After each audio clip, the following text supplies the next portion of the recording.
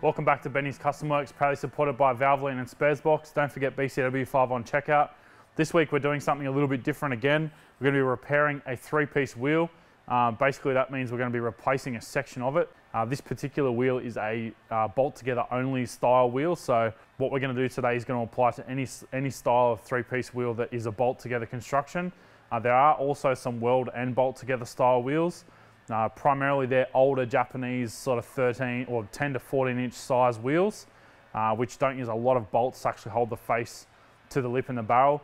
But this particular wheel is a bolt together construction. So we're going to basically go from start to finish, from stripping the tyre, disassembling the wheel, taking the lip off, cleaning it all up, resealing it, reassembling it and refitting the tyre.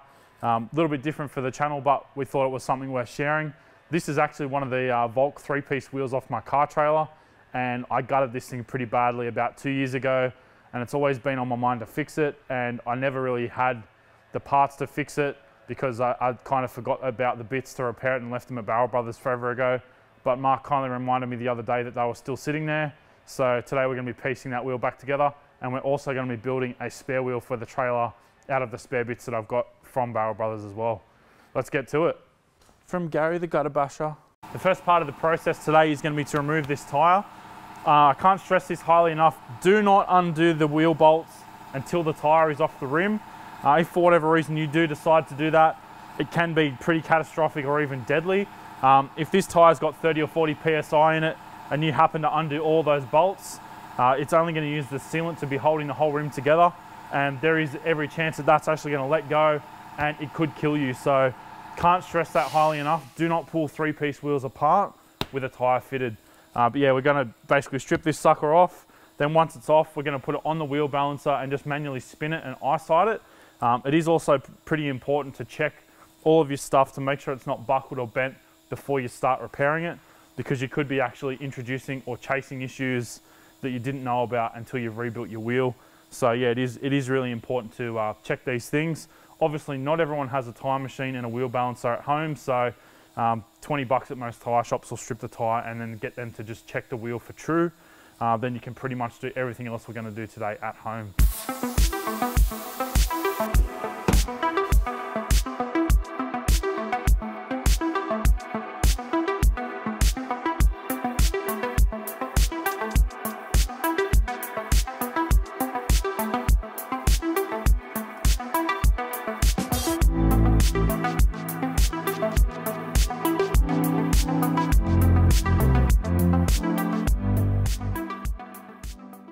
Now, I'm not actually using the balancer to check the balance of the wheel. All I'm actually doing is using basically the spindle of the balancer to spin the wheel on it.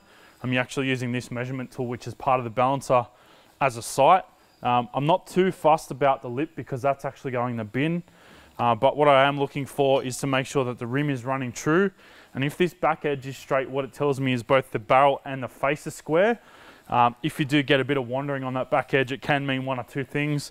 Either your barrel is bent or your face is bent. Both of those can be repaired. It's quite hard to true a face depending on how or where it's bent. Sometimes it actually does result in the back pad of the face being remachined and re-squaring it that way. But the barrels being buckled generally just means it's a fairly simple straightening exercise, which is something that we get done at Barrel Brothers fairly regularly. Between the wheels we bring in and drifting the car, we've bent plenty of wheels, so yeah, they've always taken care of our straightening. So we're now that we know that the barrel and the face are true, we're actually going to disassemble the wheel. The one thing I am going to actually do is mark the face in relation to the valve stem. It's really just an OCD type of thing, because basically that means that all of the wheels are going to be reassembled in the same manner. A lot of manufacturers do actually assemble their wheels the same. There's always a process where they'll clock the face to the valve stem or the face to a certain bolt or a position on the barrel or the lip. So we're going to definitely try and keep to that today, and we will be marking the face, and we'll also mark the face to the barrel so that it all goes back the same way. So we'll rip this off now, pull it apart and keep on going. Crack there, crack there, crack there. For anyone think these are Rega Masters?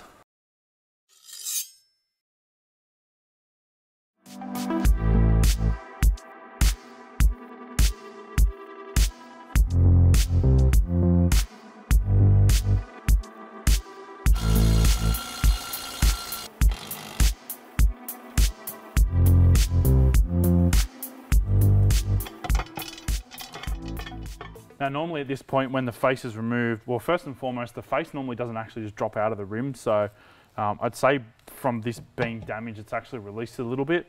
But yeah, normally you've actually got to cut the sealant that goes between the lip and the barrel, but because this thing's actually had such a hard life, the sealant's actually split and separated. Like this sealant's probably 40 or 45 years old now, so it's definitely had a pretty hard run. But we're basically going to keep on moving now. This thing's going in the bin. We're going to clean all of our silicone off this face. We're also going to clean this face and the new lip face. And while we're doing that, we're actually going to put all of our fasteners into our injector test bench because there's an ultrasonic cleaner in that test bench. So we're going to ultrasonically clean all of our bolts and nuts and washers. And then that'll just give them a nice tidy up. And it also removes all the lubricant that we put on them to remove them from the wheel. Because when we reassemble them, we're going to put Loctite on those bolts. And you don't want to have anything like a multi-purpose lubricant on the threads because it can affect or completely defeat that thread locker. So we do want to be sure that those bolts are nice and clean and ready to use. So let's keep on going.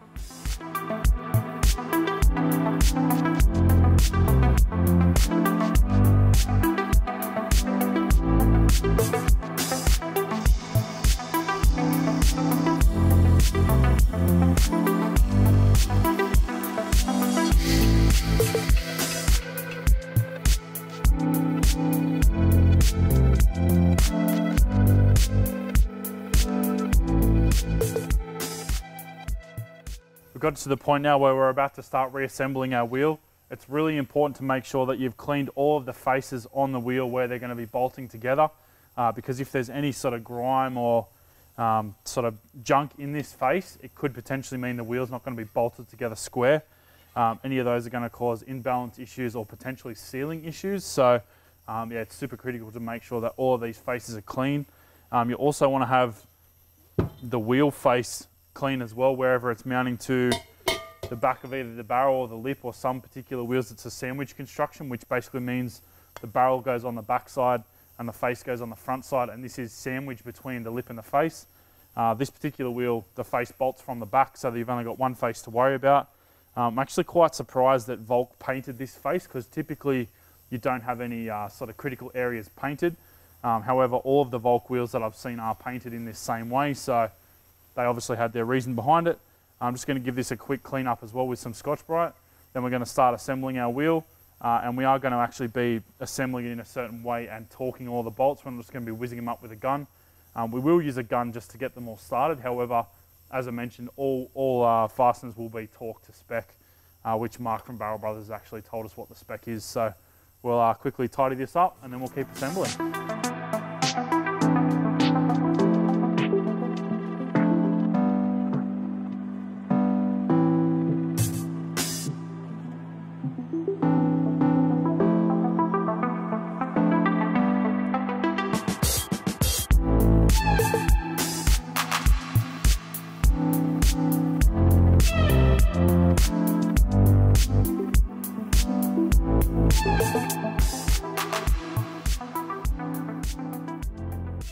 We've got our wheel now fully assembled and correctly torqued to 40 Newton meters. I've done that in a crisscross pattern in a similar way to the way you would bolt your wheel on, or the way you would torque your wheel nuts. If you just go radially, you can find that the face will actually cock slightly in the lip and the barrel, so it's definitely not something that you want to do. Before we go sealing or doing anything with this now, I'm actually going to chuck it back on the wheel balancer and give it a spin and make sure it actually looks straight and everything's true, because you don't want to be sealing this rim if it's not true, because you're just going to have to basically remove all that wet sealant and undo all the work you've just done. So it's much easier now to check again if the wheel is true before you go sealing it.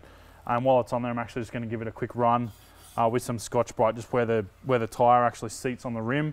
It's just good practice to keep that area nice and clean, because then you don't run the risk of tyres not sealing 100%. I have had issues before with some of my drift wheels where they've had a ton of rubber build up in this beading area, and after a couple of days they'll actually go completely flat from 40 psi. So not ideal if you're on your way to a drift event and you've mounted up some tyres and potentially mounted them up a few days before, and by the time you get to the track, they're dead flat. So yeah, it's just good practice to try and keep that area clean, and then it should mean that your wheels will be good forever. Nailed it. Cool. All looks good. We've got to the point now where we're going to actually reseal the rim to the barrel. We've got to the point now where we're going to actually reseal the rim to the barrel, or the lip to the barrel. So you basically got to seal it with a silicone or a sealant. I actually use a Sicker product, which is a automotive bodybuilding sealant adhesive. So it has adhesive and sealant properties in it. I find it really good because it's quite strong, and it actually adds a little bit of extra support to the rim. A way to make it really neat when you're sealing the rims is to get some electrical tape and basically run a bead of electrical tape around each side of where you're going to seal. On this particular rim, you've also got to be quite mindful of where the valve stem goes. It is almost going to impede on the sealing area. So yeah, make sure that you keep that in mind when you are running your electrical tape. And once we've got this tape run, we'll run a quick bead, give it a tidy up, and then remove the tape, and you guys can see how much neater it is as opposed to just slazzing it in with a caulking gun. So let's keep on going.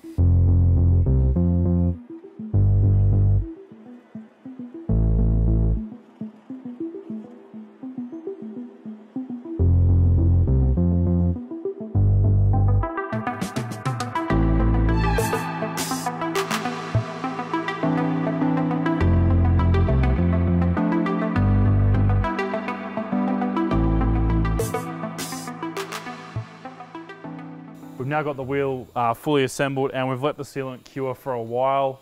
I've left it for a couple of hours, but realistically you probably should leave it for a day. I'm just going to chuck the tyre back on now, and then we're pretty much done. So let's chuck this tyre on.